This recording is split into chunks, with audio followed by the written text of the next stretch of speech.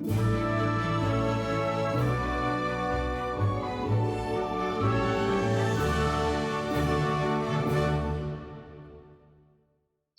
welcome to this, another special award for the virtual concours sponsored and presented by Haggerty in aid of UNICEF. This special award is presented by Loop, which is an automotive PR agency. I have Matt Sanger with me. He's going to explain what Loop is, and then crucially explain the vehicle he's chosen for the special award from Loop. So, Matt. Hello, David. All yours. Fantastic, thank you very much. So just quickly about Loop. Loop is a specialist automotive communications agency serving only the automotive sector. So we've created an agency out of two previous businesses, one which was part of Newspress, which is, as many people know, is the industry's leading automotive distribution service, and a PR agency called Market Engineering. And together that's Loop. And that Loop is designed to address the needs of the automotive sector going forward. So it's a bit of a cliche, but it is true in our case. We are petrol heads, automotive heads. We love engineering. We have a broad range of backgrounds. There's ex-journalists, there's engineers. We've worked for OEMs. We go to car events at the weekends. We're even based at Vista Heritage because we like it as a location. So we've known you a long time. You know us a long time. But this is a new brand for an agency that really does look after the automotive sector. Yeah, so true. And I will stop my computer making silly bleeps from now on. And as your petrol heads, I think you've had quite a bit of fun, haven't you, going through the 245 cars looking for the... It was a bewildering choice, and we couldn't get into a room, obviously, at the moment and kind of debate it as we would have normally done and fought it out face to face. So it took us a while. And what we were trying to look for in this category was that real innovation, that sort of pushing the envelope category to sort of underline the true nature of the class. And we settled on, ultimately, the Rover BRM gas turbine. Because for us, it really just encapsulates the period in time where the world was changing. And here was a vehicle that really did push the envelope in terms of what it was trying to achieve. So derived from a single-seater chassis, using gas turbine technology, it was at a period when Great Britain was still kind of an engineering powerhouse. And I'm not trying to get too sort of misty-eyed about the good old days, but it was cutting edge. It was developed on some new thinking, some new philosophies. They built some prototype test cars, and along came this gas turbine car. And it drove for the first time as an experimental car at Le Mans in 1963 with, I think, Graham Hill and Richie Ginther behind the wheel. And it was an experimental car. And this is something that Le Mans is trying to do today. So this still has relevance today. It was about fuel efficiency and trying different ideas. So experimental car running 63 and 64, I think, as an experimental car. And then in anger with Graham Hill and Jackie Stewart in 65.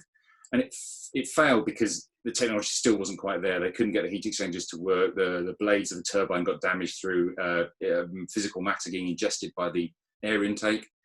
But it showed great kind of future thinking. So for us, although it was a cul-de-sac of technology, it kind of really worked as an example of where blue sky thinking can take you. So in that respect, we felt it was a worthy winner. Having said that, it fought off some pretty stiff competition because also on our kind of hit list, the last three, I guess, were the Lotus 79. So an amazing car that really perfected Chapman's ground effect work from the 78 and became almost unbeatable in the 1978 when it competed, won both world championships, driver and constructor. Still use the DFV, the iconic Cosworth engine, 480 horsepower, but proper ground force, downforce to suck it to the road. And in fact, too successful. The design was such they had to strengthen the chassis because it couldn't take the load, the aerodynamic load the car was generating. And of course, it's in JPS livery. So again, a truly iconic, a beautiful, iconic car with some ground effect theory that is prevalent today. It's still relevant. In the F1 cars, you'll see Lewis Hamilton win on a Sunday afternoon. And the other car that we were wrestling with between the Rover BRM and the Lotus 79 was the BRM Type 15 V16. I don't know if anyone's ever heard this car. If you have, it is phenomenal. It is 16 cylinders in a V configuration, 1.5 litres, supercharged, 600 brake horsepower. It does sound like nothing else. And yet it was a post-war car designed to compete with some of the engineering nous that was coming out of Germany. It had things like disc brakes. It had a centrifugal supercharger like a Spitfire. It was just, again, a bit of a blue sky piece of thinking. Ultimately, it was very fragile and they couldn't get it to work in period properly. But both Fangio and Jackie Stewart said it was phenomenal to drive. So again, it was another piece of British engineering that really felt as if it pushed the envelope and could have been, or led to some amazing things. Yeah, what a choice from the three. And great that you've chosen the Rover BRM, actually, because I think it's a car that could easily be overlooked sometimes. I don't think anyone really realizes how much was going into engineering technology at the time. Yeah, and I think it underlines, it tells a story of Rover, because Rover as a great British mark has a huge heritage that's largely kind of been lost or forgotten in more recent years. And I know there's some competent cars out there now, but it comes at a point where Prime Minister, back in the 60s and 70s, Prime Ministers and the Queen would be driven around in Rovers. They had some genuine engineering innovation. They were regarded as a great brand. And yes, you're right, the investment and the time that went into the Rover BRM gas turbine car was phenomenal because it was felt worthy of that investment. So it is a worthy winner. And also it has an incredibly cool corduroy interior. And I don't think enough cars have corduroy interiors these days. So for us, that was the cherry on the top. Corduroy interior, seal the deal. I thought you'd obviously analysed the car very closely and chosen the corduroy. Yeah. Easy choice.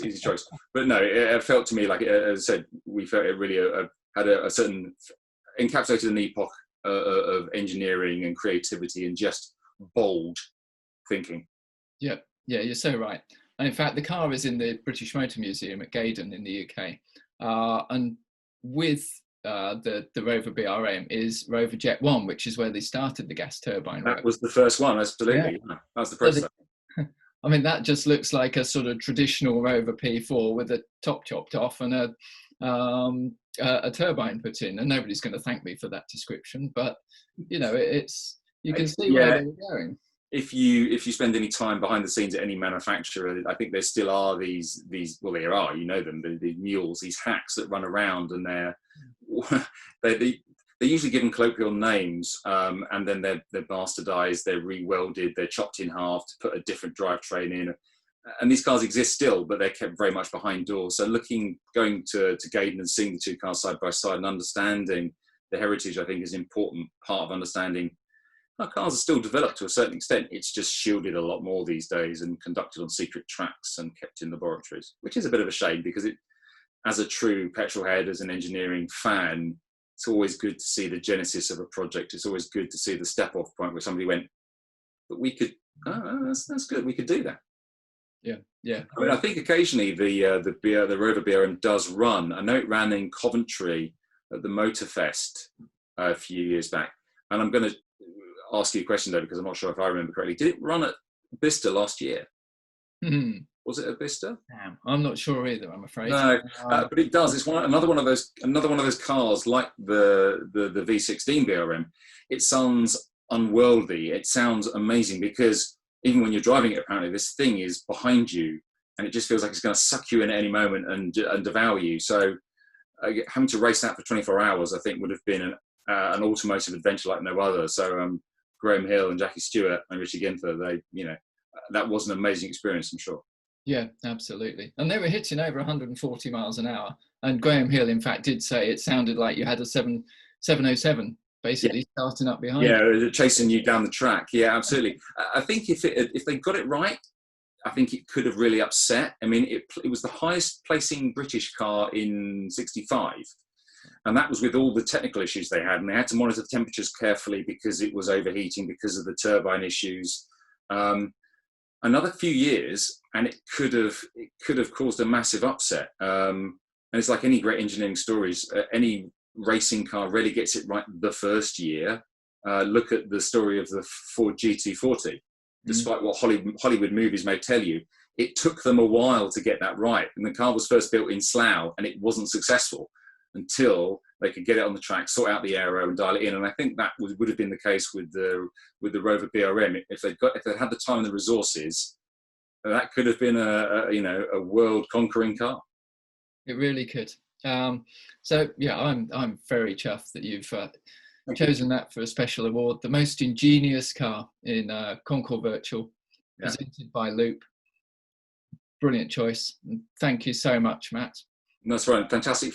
Thank you for a fantastic event this year. It's been amazing, and the selection of cars that have been entered is just spellbinding. So you made our job far harder in picking an over winner. So thank you for that. Excellent stuff. Well, take a look on the website at the Rover BRM and at Loop, and don't forget it's for UNICEF. So please do donate where you can. Thank you very much, Matt. We'll talk soon. Thanks, Dave.